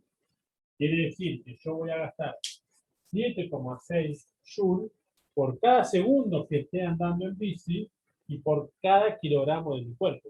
Quiero saber cuánto gasto yo energía por segundo y tengo que multiplicar esto por cuánto es la masa de mi cuerpo. Yo multiplico esto por la masa de mi cuerpo, me va a quedar, si multiplico los 7,6 joule por 50 kilos, yo no peso 50 kilos, pero alguien pesa 50 kilos, eso le da 7,6, sería 35, 38, 3,8 joule por segundo. O sea, una persona de 50 kilos, por cada segundo que está haciendo bicicleta, que está andando en bicicleta, va a gastar 3,8 joule de energía. ¿Está? Esta tasa metabólica, qué sé yo, había puesto también la de caminar, que es la tasa metabólica, por ejemplo, para que tengan una idea, la diferencia, caminar, la tasa metabólica de 3,4 watts por kilogramo. ¿Qué sé yo? Ustedes pueden, hay un montón de tablas de tasa metabólica desde, no sé, dice, limpiar la casa, lavar el auto, de correr, de leer, de sentarse a estudiar, hay todas esas actividades están medidas y se ve cuánto son las tasas metabólicas. La tasa metabólica de correr, por ejemplo, es de 18, 11, no sé, creo que eran 18 watts por kilogramo. ¿Está? Esta tasa metabólica, por ahí, estas son las unidades del sistema internacional. Muchas veces lo van a encontrar como, no sé, una tasa metabólica en unidades de kilocalorías por ejemplo, por minuto por kilogramo. ¿Está? Bueno, no son las mismas, o si las quiero usar acá tengo que pasar las unidades. Tengo que pasar las calorías a joule y los minutos a segundo. ¿Está? Para poder compararlas una con otra. Pero estas también son unidades frecuentes para medir la tasa metabólica.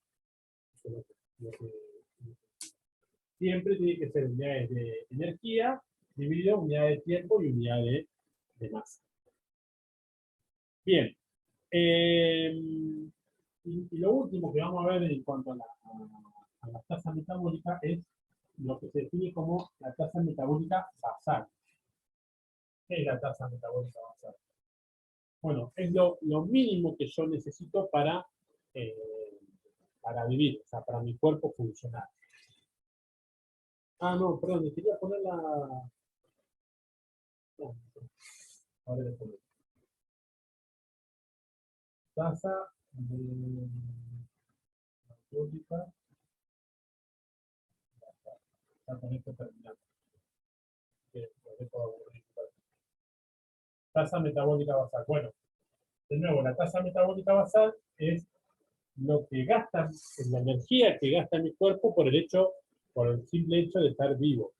O sea, de nuevo, lo que habíamos hablado hoy, los pulmones tienen que seguir funcionando, el corazón tiene que seguir latiendo, bueno, la sangre circula, hay músculos que se tienen que contraer y dilatar para que el cuerpo viva, tengo que seguir pensando. O sea, hay un montón de cosas que mi cuerpo tiene que hacer sí o sí para funcionar. Eso se llama la tasa metabólica basal. En general, la tasa metabólica basal es la tasa metabólica de cuando estoy durmiendo. Así se mide, ¿no? O sea, cuando no estoy haciendo nada o muy pocas cosas, además de sobrevivir, vamos a decirlo de esa manera. Entonces, la tasa metabólica basal se midió para la metabólica basal. Y ahí, bueno, lo que se midió también es la diferencia entre un hombre y una mujer, con respecto biológico, el hombre es más o menos 1, no más o menos, 1,2. Bueno, tasa metabólica, sí. 1,2 watts de nuevo por kilogramo. O sea, yo por el simple hecho de la tasa metabólica de la mujer, 1,1 watts por kilogramo. Entonces, de nuevo, ¿qué significa esto? Bueno, que yo voy a consumir con este efecto joule por segundo por kilogramo. Por el solo hecho de estar viviendo, voy a estar consumiendo 1,2 joule por cada segundo por cada kilogramo de mi cuerpo. Si yo peso 80 kilogramos, entonces puedo multiplicar 1,2 por 80. Eso me da 120. Entonces yo que peso 80 kilogramos,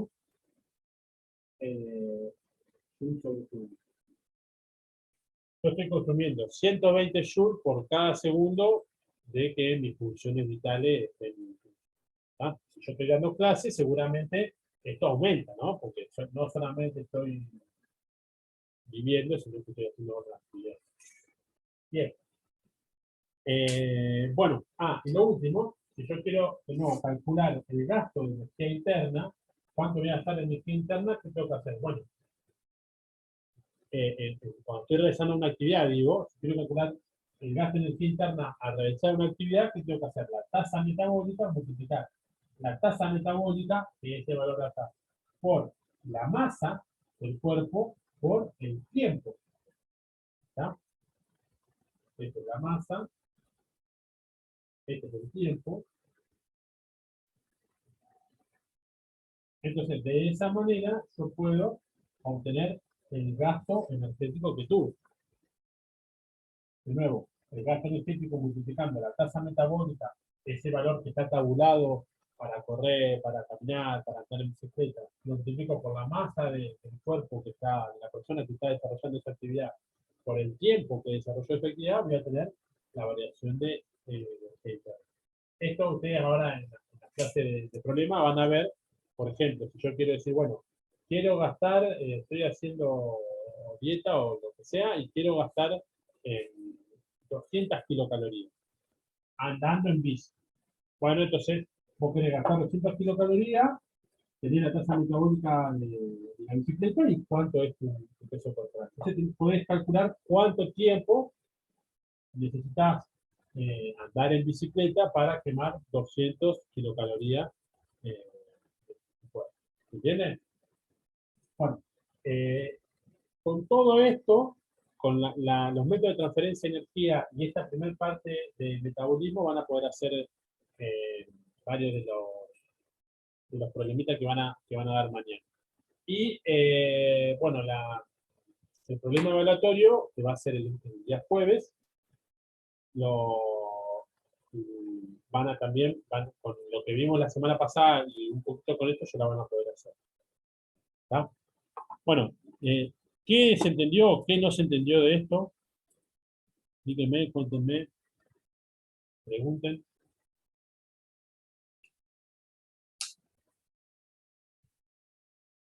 Ya se durmieron todos. Estoy hablando. No, yo de Por mi ahora se parte fui entendió todo. entendiendo. Bueno, Sí, mejor entonces. quizás las fórmulas cuando las apliquemos va a ser más fácil, Sí, pero obviamente que todo como esto, siempre. claro, como siempre, uno le tira la fórmula y como que queda ahí. O sea, siempre que ustedes vean una clase, nunca esperen entender así todo de uno. Es como una primera aproximación a lo que van a ver. Después cuando hacen los problemas o cuando vuelven a leer el libro, que está mejor explicado, ahí lo van entendiendo. Siempre todo un proceso para el aprendizaje. No es que lo miro y ya lo entendí, ya sé cómo hacerlo. No, no. Pero todo un proceso. Acá yo les presento los temas, les tiro la forma así como medio que se las tiro para que las sepan o para que las anoten y después las usen. Pero después cuando usen la fórmula, cuando lean un problema, cuando entiendan cómo hacer, ahí van comprendiendo mejor.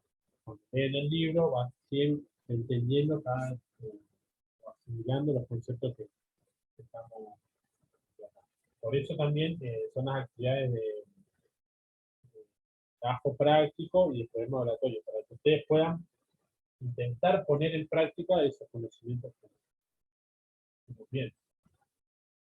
En esos momentos son cuando ustedes aprenden, no cuando miran acá, por eso aprenden, no. Aprenden cuando lo ponen en práctica, cuando resuelven un problema por ustedes solos o solas, no cuando lo ven cómo se resuelve. O cuando pueden hacer un trabajo práctico y ver el fenómeno que pasa, que el huevo se levanta y entender por qué, y poder explicarlo. ¿Entienden? Bueno, si no hay duda, lo dejamos acá. Así como lo fui con el... Por ahí hemos recibido, no queja, comentario de que se gastaron medio kilo de azúcar a hacer la experiencia del huevo, para que explote el huevo en agua con azúcar. Pero bueno, no sea por la ciencia y por la práctica. Como yo le dije a algunos chicos, pueden hacer un caramelo, una almíbar, con todo ese huevo, con toda esa agua con azúcar. Profe, le consulto, ¿puede ser que falte corregir algún trabajo? Sí, Ah, bárbaro. los que me tocaron a mí, faltan corregir varios trabajos de los que me tocaron a mí, porque nos dividimos con todos. Bueno, hubo la semana pasada situaciones, digamos, especiales, vamos a decir así. Un compañero mío y de Jorge, otro profesor de otra facultad, falleció por COVID, y bueno, más allá de la parte sentimental, yo lo tuve que reemplazar. Entonces, bueno, me demoré un montón con todas las correcciones y demás. Entonces, bueno, no tiene que ver con ustedes, pero sepan que vengo un poco retrasado, pero ya me voy a poner. Sí, sí, no se preocupe. Yo consultaba nomás. Sí, faltan algunos. Y lo mismo los trabajos, de los problemas evaluatorios, seguramente no estén, si lo tomamos, lo estoy ahora, seguramente para finales de la semana que viene. Bueno, ¿alguna duda, alguna pregunta, algo? Profe, a mí me quedó la curiosidad todavía del tema Sí. de, dependiendo del volumen del recipiente, en el trabajo práctico o sea, en la experiencia del huevo con el agua, con el azúcar.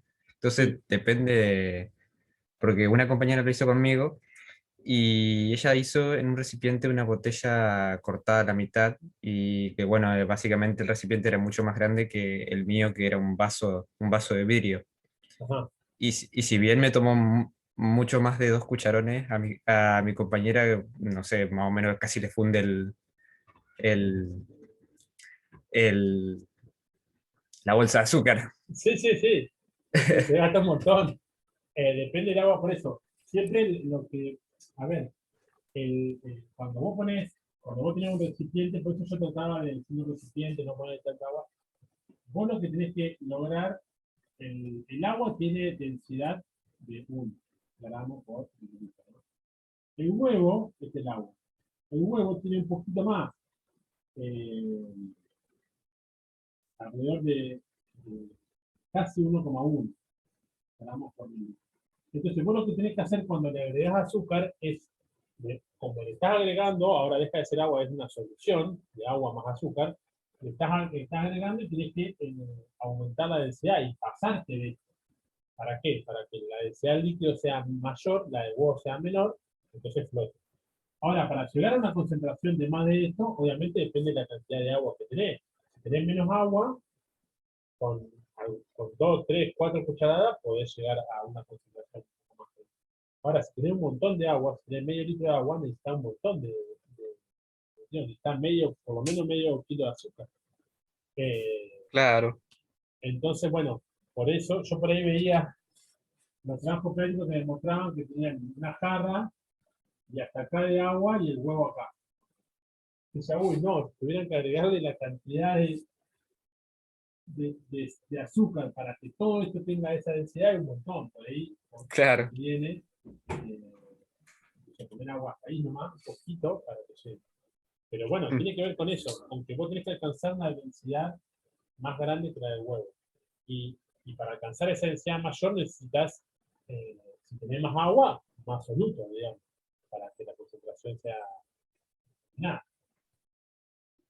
También, profe, se me surgió la duda del tema de la temperatura del agua, porque si bien al calentar el agua tiene una menor densidad. Sí, eso es verdad. Cuando uno calienta el agua tiene menor densidad, pero la densidad al calentarla varía muy poquito, digamos. O sea, hay una variación, pero es Ah, muy chiquita.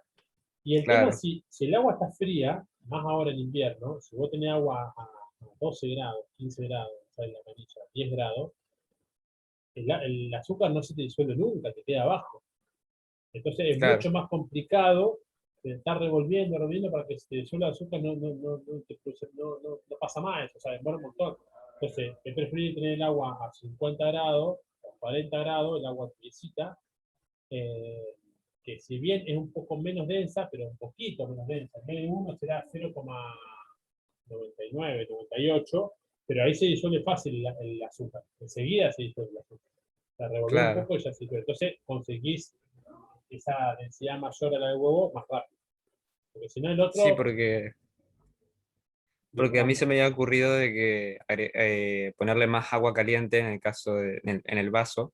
Obviamente no tan caliente porque si no se me explota el vaso. Eh, pero agregarle mucha más temperatura sí veía en todo caso si la densidad bajaba del agua y subía el huevo, pero al final es como que quedó ahí y quedé, al No, porque final el agua caliente es menos densa, sí, pero es muy poquito lo que cambia. muy No poquito, vas a ver, claro. claro, no vas a ver algo tan visiblemente ahí, digamos. Sí cambia mucho cuando le agregas un soluto. Aumenta mucho más, digamos. Otra Después un cosa, comentario, bro. Ay, perdón. No le decime, quería. decime. No, un comentario también que quería hacer era que en el tema de la plastilina, como que hacer el barquito, por así decirlo, se me complicó y a veces se hundía hasta que le encontramos la formita, ¿viste? Claro, sí, bueno, no es tan fácil, digamos, hay que buscarle bien la forma. Y ya que me hace ese comentario, esto voy a hacer, para todos, todas los que están todavía. Porque lo vi, o sea, no corregí mucho, pero lo vi en un montón de lugares que ustedes le asignan la, o dicen que cuando el barquito estaba, la bolita se fue abajo, ¿no? Y cuando tenía esa forma de plato hondo, o forma de barquito, la plastilina, flotaba. Y muchos de ustedes, y muchas, dijeron que era por la superficie de contacto que tenía el barquito con el agua. Eso es incorrecto. Les digo, es un error que siempre, todos los años, como que lo más común de pensar es eso, que tiene que ver con la superficie de contacto entre el agua y la plastilina. Pero no digo, eso es incorrecto. Si ustedes quieren, hagan el experimento este. Agarren la bolita de plastilina y háganlo, no un plato hondo, algo chatito, un disco. Lo más chatito que puedan. Y, o sea, que ocupe todo, o sea, que vaya, si este es el agua, que el disco vaya de acá hasta acá, que ocupe todo el vaso, o toda la jarra, lo que sea. Van a ver que usted lo pone en agua y se va al fondo. Indefectiblemente se va al fondo el disco eso, porque no importa la superficie de contacto. Lo que interesa es el volumen que desaloja la plastilina en forma de plato. Eso es lo que cambia. Cuando yo hablo de empuje, digo que el empuje es la densidad del líquido. ¿Por qué? Por el volumen desalojado. Si yo comparo, acá el volumen desalojado es el volumen de agua desplazado, o sea que el volumen es el mismo volumen el volumen de agua desplazado de la plastilina hecha bolita es el mismo volumen de la bolita. Ahora, el volumen desplazado de agua, cuando tiene esta formita así, ¿no es cierto? Que sería la plastilina, cuando yo le doy esta formita, el volumen de agua desplazado en este caso es este pedazo de plastilina, pero también todo el aire que tiene adentro. ¿Entiendes? El volumen de agua desplazado, en este caso, es todo esto. De nuevo, la plastilina más todo este aire que le quedó adentro, que quedó como por debajo del nivel del agua, pero se quedó desplazando el agua, porque antes acá había agua en este lugar. Entonces, todo este volumen, aumentó el volumen desplazado, en este caso. O sea, en este caso, el empuje, en este caso, el empuje fue mayor. ¿Por qué fue mayor? Porque el volumen desplazado fue mayor en este caso. La densidad líquida es la misma, que es la misma, pero acá hubo mayor volumen desplazado porque estoy metiéndole aire adentro, ¿entiendes? En relación a este caso. Esa es la idea de por qué flota esto y por qué no flota esto. Este es el principio de por qué flotan los barcos. Un barco de acero, digamos, que sería una bolita de acero que va al fondo, ¿pero por qué? Porque adentro tiene aire, entonces el volumen desplazado compensa todo ese peso del acero, que tiene densidad mucho más grande que el agua, entonces en definitiva el volumen desplazado hace que el empuje sea más grande y que flote, porque el peso es menor que el empuje. ¿Entiendes? Eso es algo importante que lo tienen que tener en cuenta en relación al volumen desplazado cuando tengo aire adentro. ¿Está? Una aclaración que menos mal que me lo preguntaste porque lo vi mucho en los trabajos. No sé si se entendió. Sí, profe. Sí, y quería comentarle también que tiene algo que ver también en el tema de la experiencia de plastilina hecha barquito, el tema de la dispersión de la masa, porque si bien la pelotita tiene la masa más concentrada en el centro, pero en el caso del barquito ya tiene, se dispersa, por así decirlo, el peso de... No sé si me explico. Sí. Bueno, no tiene que ver. Por eso les Ah, digo, si ustedes hacen claro. esta experiencia de, como decís, dispersar el peso, hacer la plastilina bien chatita, bien en forma de disco, ¿está? Ah, Y ponerla así arriba del agua. Sí, la meterla ahí un poquito en el agua. Ahí, pero bien chatita en forma de disco. Ahí vas a tener el peso bien distribuido. O sea, va a tener un montón de superficie, va a tener esa masa bien dispersada. Esto se hunde, indefectiblemente se hunde. ¿Por qué? Porque de nuevo, el volumen, el empuje tiene que ver con la densidad del líquido, con P y con el volumen desplazado. Esto, la plastilina así, que es todo plastilina, desplaza el mismo volumen que esto. ¿Entiendes? Porque tiene otra forma, pero el volumen que desplaza, al ser la misma masa, es el mismo. No hay cambio en el volumen desplazado. Entonces, tanto este como este se van a hundir. El que va a flotar es algo que tenga aire adentro. Capaz que si vos podés, no sé cómo harías, pero si podés hacer una bolita de plastilina que le quede aire adentro, hacer la bolita de plastilina que le quede aire adentro puede ser que flote. ¿Sabes por qué? Porque está desplazando un volumen más grande que el de la desplazada.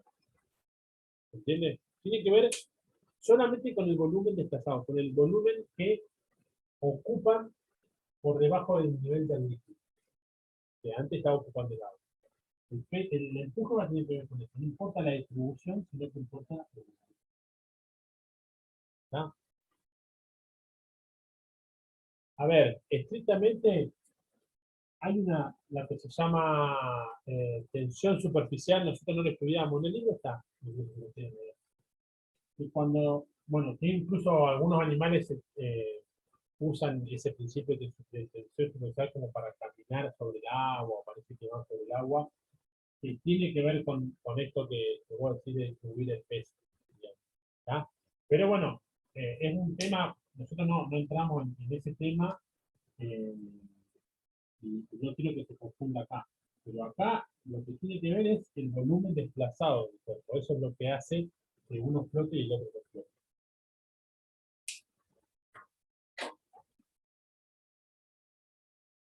sí, profe, ahí me quedó más claro. Sí, yo también me había fijado en el libro y me apareció lo del tema de la tensión superficial, así que por eso lo pensé un poco de Claro, ese lado. sí, por eso. La tensión superficial capaz que puede intervenir y demás, pero en este sentido, en este principio, cuando haces esta experiencia, tiene que ver el volumen desplazado. nosotros no es un tema que metemos en el, bueno, porque no podemos, no pueden entrar todos los temas, pero está bueno si quieren verlo al tema ese, leerlo, por lo menos bien interesante. Tiene que ver con toda esa parte de escribir, ¿no?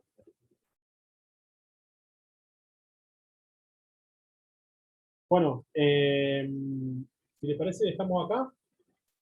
Nos encontramos la semana que viene. Perdón, el viernes tenemos la clase de consulta para los que quieran a las 2 de la tarde. Y si no, el martes de la semana que viene, la última clase. ¿Estamos?